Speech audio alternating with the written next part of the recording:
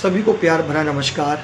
मैं आदित्य कौशिक आपका अपनी इस वीडियो में फिर से स्वागत करता हूँ। आज की वीडियो थोड़ी सी लंबी होगी और ये किसी अपडेट को ना लेकर जो आने वाले एग्ज़ाम हैं एसएससी के, जितने भी एग्ज़ाम हैं सीजीएल, सीपीयू, एमटीएस, सीजीएसएल एक्सेट्रा, उन एग्ज़ाम में सही रणनीति क्या हो और कौन सी बुक हम यूज़ कर सकते हैं। ये वीडियो बिगिनर के लिए एज वेल एज रिपीटर के लिए, दोनों के लिए बेस्ट है, क्योंकि इस वीडियो में हम बुक लिस्ट के बारे में बात करेंगे, क्या रणनीति होता है और कैसे हम सिलेबस को टैकल करके अपना सिलेक्शन आसान बना सकते हैं। तो वीडियो की शुरुआत करता हूँ और आपसे ये दरख्वास्त करता हूँ कि आपको वीडियो अच्छी लगी तो लाइक, कमेंट और चैनल को सब्सक्राइब करना ना भूलें, शायद ये आपके काम आ जाए। चलिए वीडियो शुरू करते हैं। पहली बात, नंबर 1 पर मैं ये कहना चाहता था कि हम जब तैयारी करते हैं तो कई बार क्या होता है कि हमें सही राह नहीं पता होता। हम बहुत इंटेलिजेंट हैं, हमारे में तो दिमाग बहुत है, लेकिन प्रॉब्लम कहाँ आती है कि एक सही टाइम में सही डायरेक्शन में आपको वो काम करना होता है जो हम नहीं कर पाते हैं। कई बार हम बुक परचेज कर लेते हैं, बहुत लोगों से सुनते हैं कि इससे पढ़ लो, उससे पढ़ लो, ये कर लो, वो कर लो, लेकिन खुद हमें करना होता है। किसी और के माइंडसेट से हम नहीं चल सकते, क्योंकि हमारा माइंडसेट हमारे अकॉर्डिंग काम करता है। तो मैं ये आपको सीधा बता देता हूँ कि अगर आप एक बिगिनर हैं तो ये वीडियो आपके लिए बहुत बेस्ट है, और अगर आप रिपीटर हैं तो भी आप कुछ जानकारी से ले सकते हैं। सबसे पहले हमें सिलेबस को समझना होता है, और सिलेबस बहुत लंबा चौड़ा नहीं है अगर देखा जाए तो। अगर सही मायने में पढ़ा जाए तो इतना बड़ा सिलेबस नहीं है, सफिशिएंट सिलेबस है। अगर समझे तो आपके लिए मैं मानता हूँ, हो सकता है कि कोई बच्चा, कोई एस्पिरेंट ये कह दे कि नहीं ये तो बहुत बड़ा सिलेबस है। हाँ है। आइए सबसे पहले पढ़ते हैं, देखते हैं कि सिलेबस को कैसे डिवाइड किया है। इंग्लिश को 2 पार्ट में किया है, वोकैब, कॉम्प्रिहेंशन और लिटरेचर। ये इसके 3 पार्ट हैं, लेकिन वैसे हम देखें तो नॉर्मली 2 पार्ट हैं। एक वोकेबलरी है और एक ये आपका बेसिक ग्रामर है, जिसमें एरर आते हैं। एरर में आपके चैप्टर हो गए जैसे नाउन, प्रोनाउन, एडजेक्टिव और ये वर्ब एसेट्रा, इन चैप्टर से एरर पूछे जाते हैं। कॉम्प्रिहेंशन में आपकी स्किल्स देखते हैं कि आप इंग्लिश को कितना समझ सकते हो, और वोकेबलरी जो होती है वो आपको समझनी है, पढ़नी है, वो डेली रूटीन के लाइफ के वर्ड्स हो गए, ऐसे वर्ड्स। मैथ को 2 भाग में बांटा गया है, अर्थमेटिक और एडवांस। अर्थमेटिक ज़्यादा है, एडवांस थोड़ा कम है, लेकिन दोनों बराबर है, इन हिसाब से पढ़ते हैं। जीएस का कोई लंबा अपना बहुत लंबा प्रोसेस है। जीएस कोई सफिशिएंट सब्जेक्ट नहीं होता। आप कहने को तो ये आ जाएगा कि जीएस एक सब्जेक्ट है, लेकिन ऐसा नहीं है। जीएस अपने आप में बहुत बड़ा सब्जेक्ट है। जैसे जीएस में हिस्ट्री है, ज्योग्राफी है, इकोनॉमिक्स है, पॉलिटिकल साइंस है, कंप्यूटर भी थोड़ा सा पूछ लेता है, ऐसे सब्जेक्ट है। इनका भी डिवाइडेशन है, तो आप खुद देख सकते हैं कि कितने सब्जेक्ट हो गए।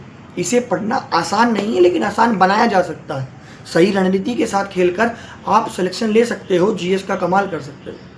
रीजनिंग आती है, रीजनिंग पर बात आती है तो रीजनिंग 2 प्रकार की होती है। रीजनिंग 2 प्रकार की इस प्रकार हो गई, एक होती है अर्थमेटिक रीजनिंग, लेकिन अर्थमेटिक रीजनिंग में बहुत से चैप्टर होते हैं जिन्हें आप वर्बल रीजनिंग भी कह सकते हो, और एक होती है नॉन वर्बल। नॉन वर्बल में होता है कि जिसमें आप फिगर काउंटिंग, एम्बेडेड फिगर्स, जो फिगर्स होते हैं वो पढ़ते हो। वो जो रीजनिंग है वो वर्बल रीजनिंग नहीं है, वो नॉन वर्बल रीजनिंग है। तो ये 4 सब्जेक्ट हो गए। अब बुक्स की बारी आती है कि कोई कहे मैं बुक्स कौन सी। तो देखिए, सबसे पहले अपने माइंडसेट को कूल रखिए। माइंडसेट कूल रखने का, एक सेकेंड, हाँ जी, माइंडसेट के कूल रखने का मतलब ये है कि आप बुक्स का चयन एक बार में बेस्ट बुक लीजिए जो आपको समझ में आए। टीचर का जब हम कोई कोर्स परचेज करते हैं तो हम किसी के बहकावे में आके परचेज नहीं करना, पढ़ना आपको है, आपके बताए जाने वाले को नहीं। कि जिसने बताया था उसका माइंडसेट अलग है, उसको उसका समझ में आ रहा है। मेरे साथ शुरुआती दिन में ऐसा ही हुआ था, मैं भी लोगों की बात में बहक जाया करता, और ये नॉर्मली है कि हाँ वो ऐसे कर रहा है तो लाओ मैं भी ऐसे कर लूँगा, हो जाएगा। लेकिन ऐसा नहीं है, सबका माइंडसेट अपना अपना माइंडसेट होता है। तो इसमें क्या होता है कि आप सही दिशा चुनते हैं।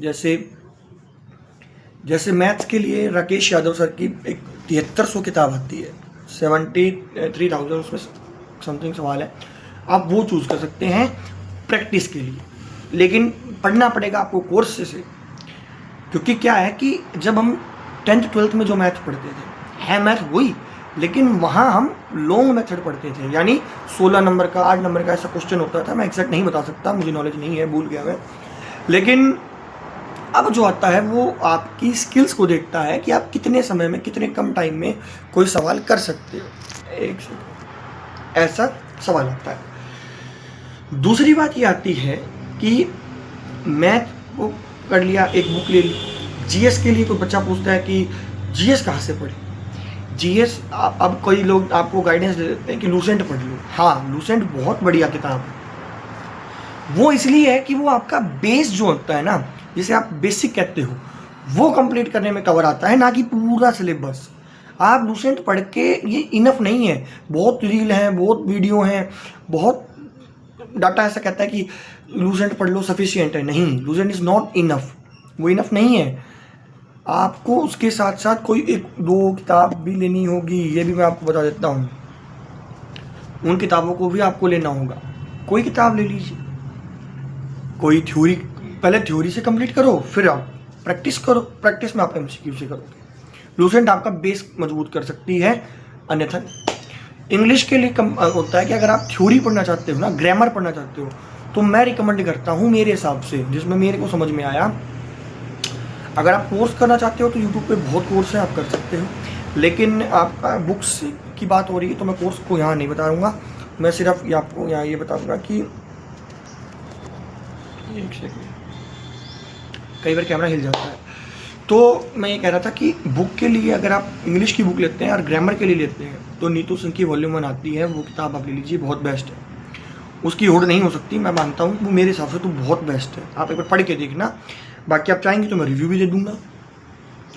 और प्रैक्टिस के लिए नीतू सिंह की वॉल्यूम 2 आती है, वो भी परचेज़ कर लेना साथ साथ। और वोकैब के लिए ब्लैक बुक आती है, आप सबको पता है, God of vocabulary black book है, बहुत बढ़िया जेन्युइन किताब है, आप बोल सकते हैं। अगर जिसकी इंग्लिश ठीक नहीं है और वो बिगिनर है, तो सबसे पहले आपको न्यूज़पेपर रीडिंग करना होगा, कोई बड़ा आर्टिकल रीडिंग करना होगा, क्योंकि इंग्लिश की समझ डेवलप करनी होगी। ऐसा मैं कह रहा हूँ, ठीक है जी।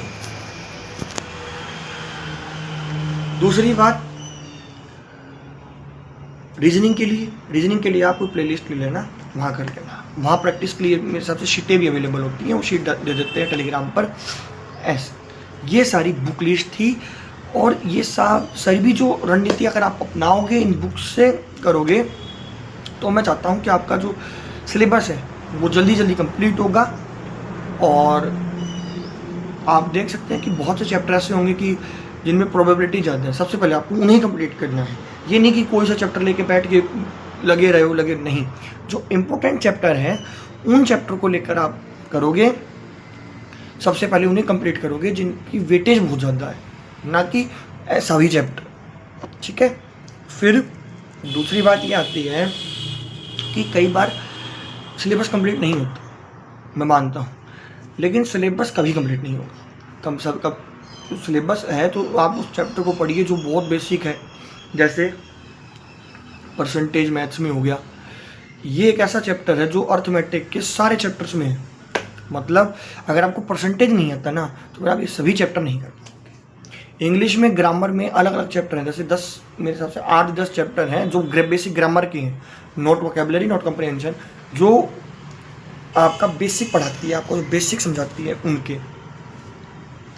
तो जो बेसिक है उनके, तो आप उनसे कर लेना। नीतू सिंह के वॉल्यूम 1 में तो बहुत सारे बेसिक उनमें चैप्टर हैं, 20 चैप्टर हैं, आप कर लोगे। मुझे लगता है उसके पीछे वोकैब भी है, लेकिन आप ब्लैक बुक से वोकैब करेंगे तो बेटर रहेगा। और कभी भी दूसरे की बातों में मत आना कि वो ऐसे कर रहा है तो मैं भी ऐसे कर लूँ, उसने ये बताया तो मैं भी वो कर लूँ। आपका माइंडसेट अपना है। भगवान ने आपको अलग बुद्धि दे के पैदा किया है, भेजा है, तो आप अपनी बुद्धि का यूज़ करें, अपनी बुद्धि का प्रयोग करें। ठीक है, तो उम्मीद करता हूँ आपको वीडियो अच्छी लगी होगी, समझ में भी आई होगी, मैंने क्या कहना चाहता हूँ ये भी आपने समझा होगा। और अगर आप सच में कुछ करना चाहते हैं तो आज से लग जाओ। लक्ष्य निर्धारित करके उसके ऊपर काम करने में फ़र्क होता है। गोल अचीव करना और गोल निर्धारित करने में बहुत फ़र्क होता है। उम्मीद करता हूँ आपके सपने साकार हों, आप बहुत जो चाहते हैं आप हो पाएँ। इसी के साथ मैं वीडियो को समाप्त करता हूँ। और अगर कोई भी दिक्कत परेशानी हो किसी से भी रिलेटेड, एसएससी की किसी भी एग्ज़ाम से रिलेटेड, तो आप कमेंट कर सकते हैं। अपडेट्स के लिए चैनल को लाइक, फॉलो, सब्सक्राइब करें। और कोई क्वायरी है तो अपनी क्वायरी कमेंट जरूर करें, तभी मैं समझ पाऊँगा कि आपको किस प्रकार में दिक्कत है। जितना मुझसे हो पाएगा मैं आपको इतनी हेल्प करने के लिए तैयार हूँ, जितना मुझे आता है मैं उतना बताने के लिए तैयार हूँ। और ये आपसे एक दरख्वास्त है कि चैनल को जल्दी जल्दी सब्सक्राइब कर लें। टेलीग्राम लिंक बायो में है, नहीं तो मैं डिस्क्रिप्शन में भी डाल दूँगा, उसमें भी आप चेक कर सकते हैं जाके। आज के लिए इतना ही रखते हैं, फिर कई अपडेट्स के साथ, कोई वीडियो के साथ फिर आएंगे। अगर कोई प्रॉब्लम क्वायरी है तो मैं फिर कह रहा हूँ आप अपना कमेंट कर लीजिएगा, मैं आपको रिप्लाई भी दे दूँगा और साथ साथ में मैं आपकी हेल्प कर दूँगा। ठीक है, आज के लिए इतना ही रखते हैं, कल आपसे फिर मिलेंगे और अपडेट्स आएंगे। जैसे अभी कुछ अपडेट्स आएंगे तो मैं फिर शॉर्ट आपको डाल दूँगा, फिर आप उसमें चेक कर लीजिएगा। धन्यवाद, हैव ए नाइस डे।